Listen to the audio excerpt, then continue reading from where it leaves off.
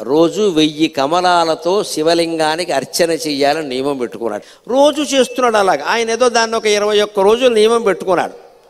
20 రోజులు సాగింది. శివుడు ఊరుకుంటాడా? విష్ణువు అయినా సరే పరీక్షే.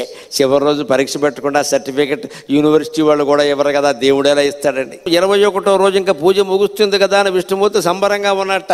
రోజు చెరువులో 1100 కమలాలు పైన పోస్తున్నా, నేను 1000 కోస్తున్నాను, బాగున్నావు చూసి అంచేత అలా అని పెడితే ఆ వేళ ఆశ్చర్యకరంగా 999 పూసాయి. ఎంత వెతికినా 1000 కమలం కనపడలేదు.